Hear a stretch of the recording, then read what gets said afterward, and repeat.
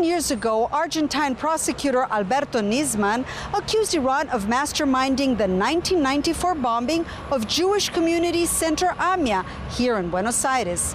Now he says the deadliest terrorist attack in Argentina's history was part of a bigger plot targeting 8 other countries in the region.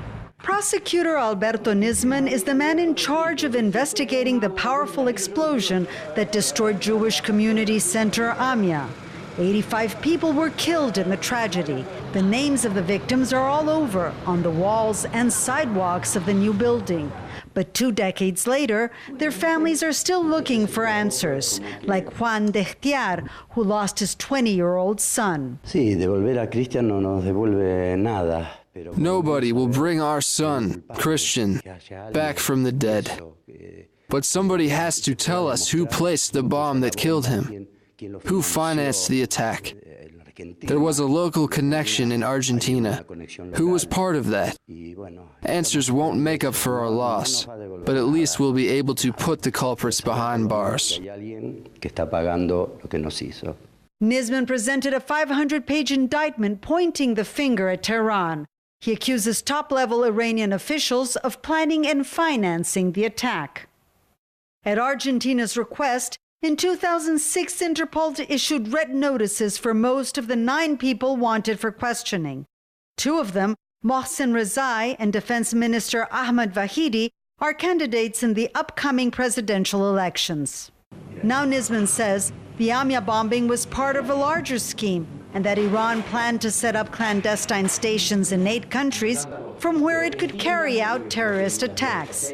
The list includes Brazil, Paraguay, Uruguay, Chile, Colombia, Guyana, Trinidad and Tobago, and Suriname. We send copies of the indictment to these 8 countries so they can investigate what happened in the territories. Argentina subscribed to international agreements against terrorism, which oblige us to share evidence with other countries which may be targeted. Iran denied any involvement and dismissed Nisman's accusations as biased.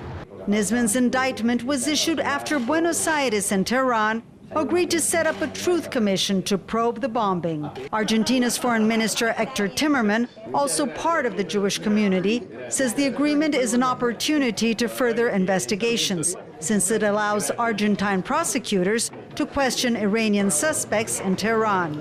But Jewish organizations say Iran cannot be trusted. We believe we cannot hold talks with untrustworthy people who represent a theocratic state which denies the Holocaust. Nisman avoided commenting the agreement. He says he'll do whatever it takes to question the 9 suspects, 8 of them Iranian and 1 Lebanese.